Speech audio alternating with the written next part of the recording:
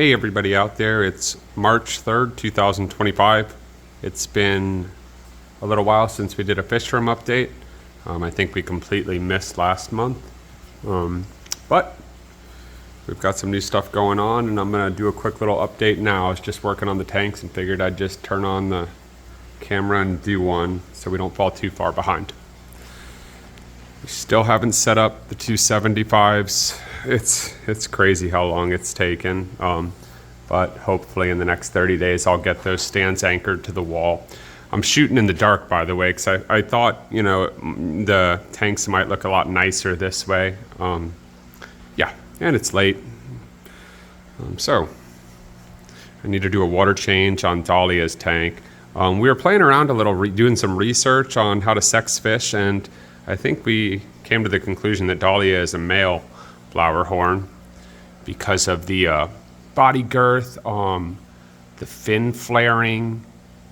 There was one other thing that had to do with the nuchal hump and the organs down at the bottom. Anyhow, whatever. We're going to keep the name because we like it. He is doing very good. He is a little obsessed with krill shrimp. I'm trying to... I think I made a mistake. I gave him so much krill shrimp, he kind of like stopped eating the pellets, the massivores, when I put them in there. But if I drop them in there, they hit the ground, I come back, they're gone. So he's eating them. He's just being a little picky. He loves silver sides. I bought some raw silver sides and I've been trying to get the fish on those. The idea was I wanted to get something less messy for the big tank, but he's one of the only ones that loves the silver sides. He's looking really good.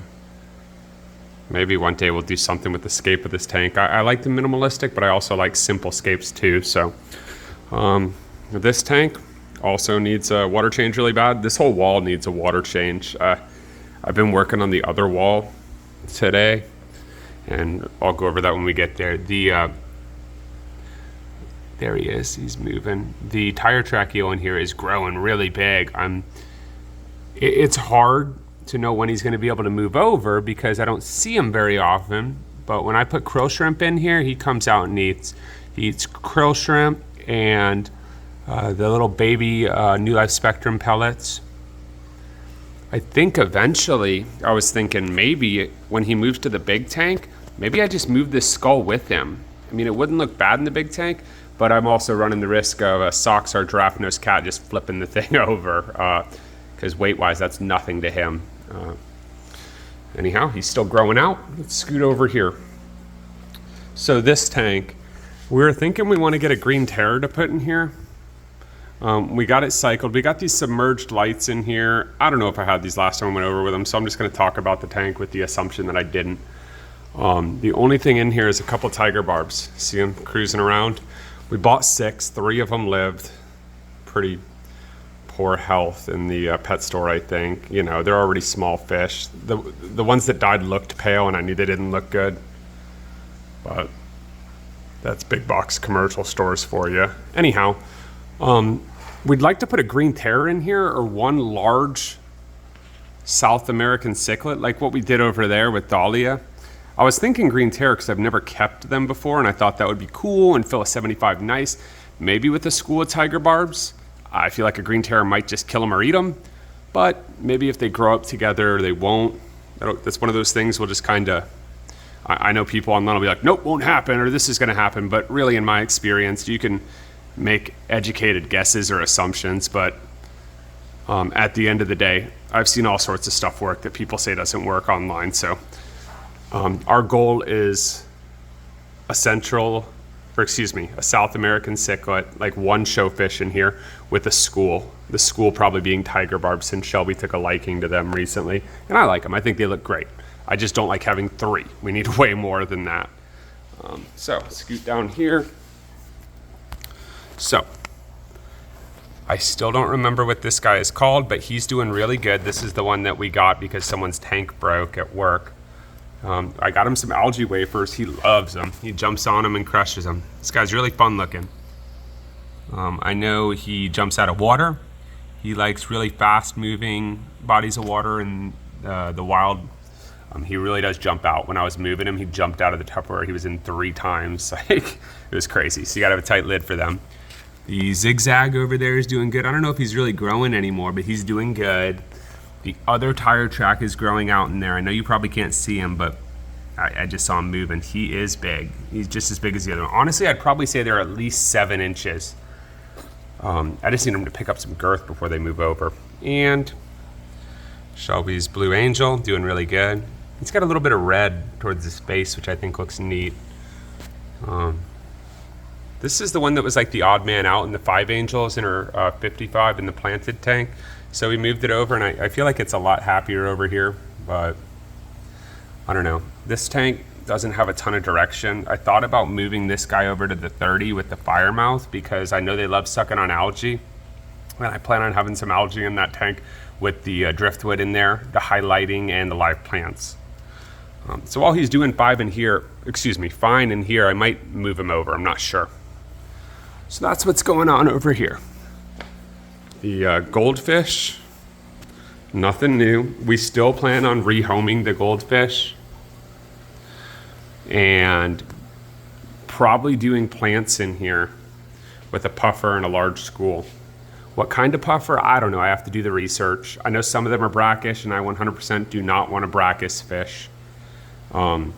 Since we got rid of the saltwater tanks, one of the things I was happy about is the fact that we don't have to mix water. So brackish is out of the question. I feel like one of the big, I think in Mboon puffers are freshwater. They get pretty big, but I think a 240 would be okay for it. We'd get rid of the bubbles, rescape, maybe even redo the filter. We have a wet dry sump. I was thinking about maybe doing a regular sump. That way we can use filter socks, maybe even like some moving media or something. Yeah, I just did a water change on this tank today, so nitrates are good. So the grow out tank that Nahantu, our Zabrina pike, was in is right here. I'm gonna sit down so I can back up a little. The grow out tank, that was this one. The Zabrina pike, we moved it over to the big tank, so that left this open. We really didn't like that scape. We hated those big pebbles, so we went and got some planted aquarium gravel. Well, I went and got it today. It's the Carib Sea planted substrate. It was like $30 for a 20-pound bag. It's 40 pounds. I took some of the jungle val out of our planted tank. I took 2 nice looking ones and moved them over. I cleaned everything when I did this, so this needs to cycle, but I think the plants will still be okay. I don't think, being uncycled in the process of cycling hurts the plants. Maybe someone will correct me on that. I don't know. It's not a big deal. There's tons of them in the 55. So, and then I got this guy, which is, I don't know why it's not floating, because I know it's a floating plant. It's a banana plant. I saw it at the pet store when I was buying the substrate, and I think these things look so cool. I just grabbed it. It was an impulse thing. We were going to move the same floating plants from the 55 with the angels over here, but when I saw that, I wanted it. Our goal, we might have to hook up CO2, is to make this this tank look not identical, but super similar to our 55 over there with the 4 breeding angels. And once we get it heavily planted and natural looking like we like, we're gonna move the angels over, 2 of them. We're gonna separate the 2 mating pairs, which I think will be really good for them. They've both laid eggs the whole time we've had them, but I think we read online that Corydoras catfish are one of the #1 culprits of eating those eggs, and we have a big shoal of Corydoras in the 55 over there that I love, but my thought process is if we keep one of the mating pairs over here, not only will they be happier to have their tank to themselves, but my thought process is maybe some of the angels will live and we could start breeding them. Also, I'd like to either do a school of either bottom dwellers or top or mid column fish, something small that's okay for angelfish, peaceful, that's not gonna eat the fry up like the Corydoras. So either something on the bottom or something mid to top column. I'm cool with either. Scooting on over, the 30-gallon is doing good. All we have in here is a single Firemouth. He gets a little skittish. I did a water change today, and he's been kind of hiding since. This is the same substrate as that. the carob sea. I have 1, 2, 3 jungle vowels that I transplanted over from the 55. They're not dying, but they're also not thriving yet. I don't know about this light. It's the submersible one, but it said planted in the description. Like, I don't know the details on what it needs to be beneficial or allow plant growth. I assume it has to do with, the watts, the lumens, the type of light, all that. I don't know all the details. I'm hoping it's suited well enough to grow some of the basic plants like what we grow, because we would like this to get nice and dense and thick.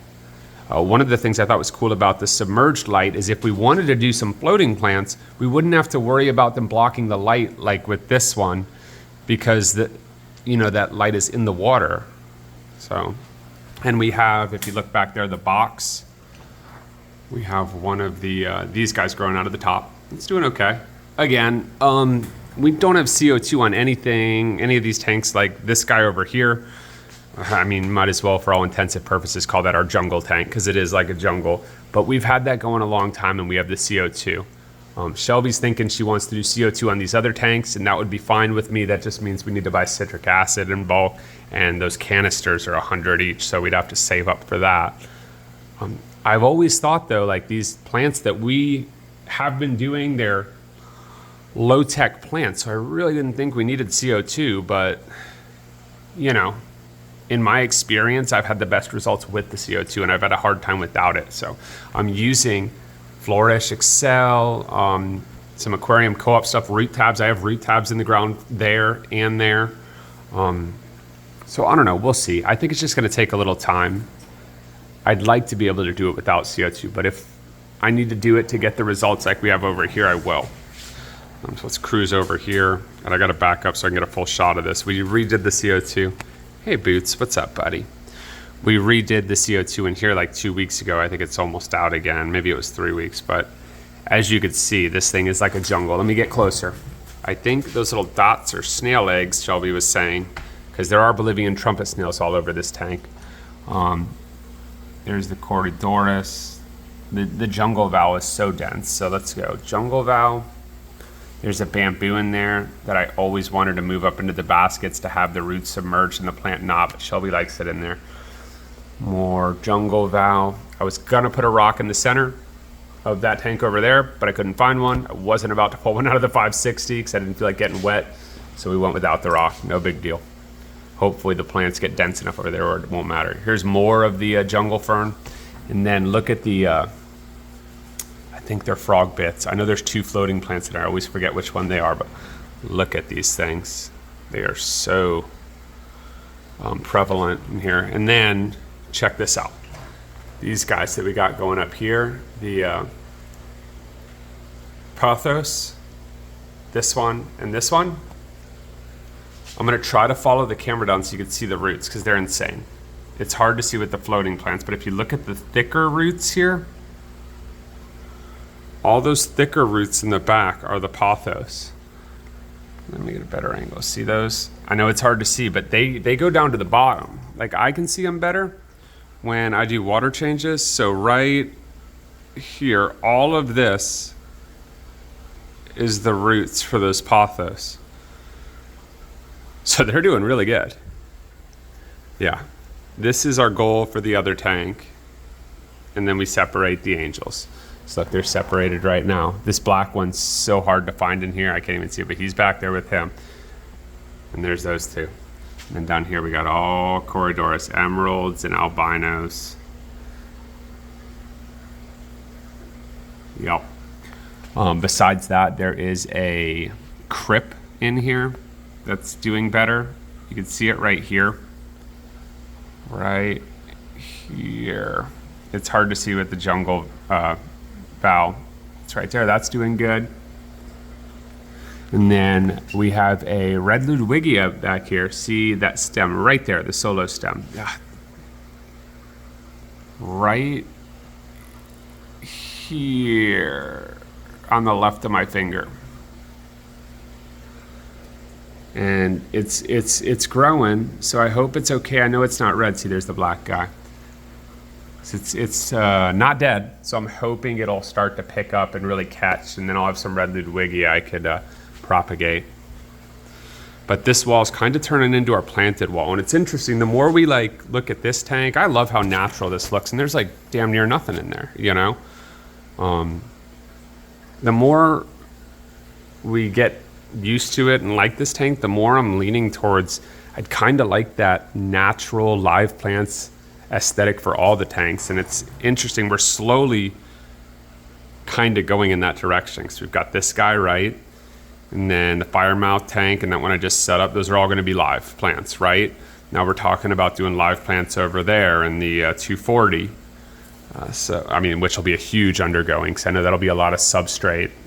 That's not going to be a simple process. But man, I think it would look so cool if we could make a big tank look like this. Even like Amazon swords. I'm not too familiar with all the plants, but I know swords, one of them, or some of the plants that get huge, like the size of like a house plant. How cool would that be to have in like a big tank like that? So we're kind of starting to lean towards the planted tanks. I wish I could do it with the big tank, but I know that's never going to be an option with the fish that are in here, but that's okay. Let's take a look at that. There's Nahantu. That is our Zabrina pike. We moved him over. He's doing really good. The first night he hid, second night he came out a little more, third night he came out more, and now he is just out and about. There's the Delhaize Bashir, Green Severum, the other Severums, the Red Shoulders. So check this out. We sexed these guys too. This guy right here with all the spaghetti patterns on his face, I read that he's a male because of the patterns. So we named him Rocky. And the other one right here, without the patterns on the face, a little smaller, that's the female. So we named them Rocky and Adrian. And the green one, we named Apollo. I couldn't exactly sex the green one. It's kind of, I don't think I looked it up actually. But yeah. What else do we got going on in here? So yeah, the pike's doing really good. Gargar Binks, our spotted gar, he's doing much better. See, his back's less arced. See that one fin he had sucked up the front left one? It still looks like it got damaged, but he's moving it and he's swimming, he's eating, he's doing way better than he was. So I'm happy about that. This tank's a little dirty right now. I definitely need to do a water change. BV's, just BV. He's always doing good. Socks, the draft nose, and Slick, our fire, they're doing good. Look how big this guy's getting. He's Slick is like the size of my arm, and Socks is just, let me try to get my hand in here so you guys could see. Like, I don't know if that does justice at all. Yeah, it's hard to see a size comparison. I think my best bet would be to pull the camera back, put it on the tripod, and then I could stand up there so you could see. That was a pretty good shot. You could, yeah, he's big. They're big boys. The silver dollars are doing good. I'm curious about these. I want to research these some. Some of the silver dollars have like a blood red spot on their side right there, that bottom one. See it? I'll try to get a better shot. And some of them don't. Like this one right here, nothing. And it's the spotted and the tiger striped. The Arowana's doing really good. I missed him. There he goes. He's growing fast, but I see him every day, so it's hard to really tell. People come over and they're like, holy cow, he's gotten bigger. And I'm like, has he? Severums are looking beautiful. These guys are, everyone that goes in this tank is just so personable and friendly. You could see they all just come up, obviously, because they want food, but they all just come out of their shell when they go in a tank this big. Still have Cosmo in here. I can't wait for him to get big. He's Shelby's favorite. I'm not sure if he still is, but he used to be. He's a bleakery cichlid, or Starry Night, an African. I can't wait for him to get full size. But man, just if anyone's thinking about getting any of them, he's a really pretty fish, but he really grows slow, real slow.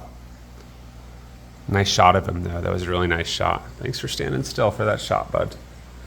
And the other guy still in here is the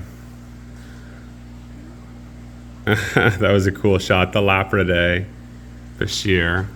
We call him Stanley. He buries himself a lot.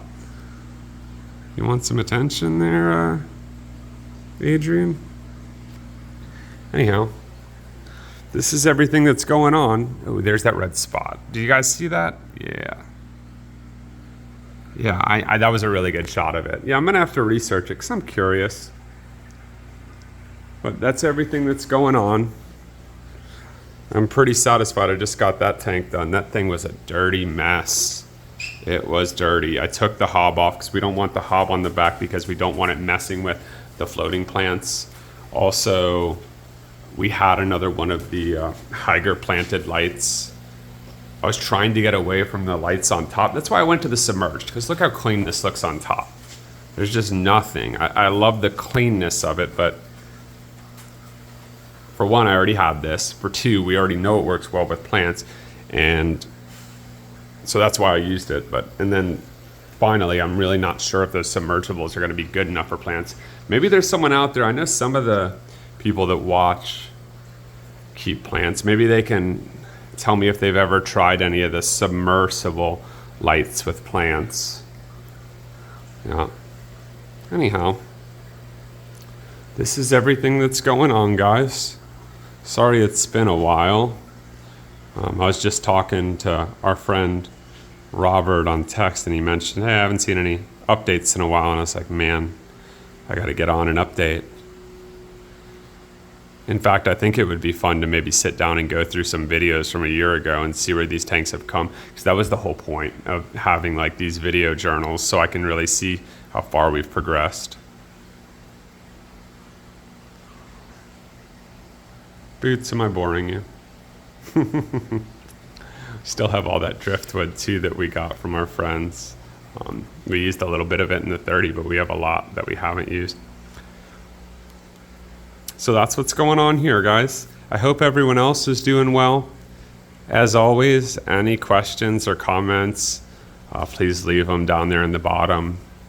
I love interacting with everyone. I'm really curious if anyone's used these submersible lights for plants, live plants. If anyone has, please mention or say something. I'd like to talk about it. I know it did say something about being sufficient for planted tanks when I bought it, but you know, that doesn't really mean much. So yeah, I'm gonna go ahead and sign off. I hope everyone has a great rest of the week since it's just starting, and I will update hopefully soon again. Until then, bye-bye.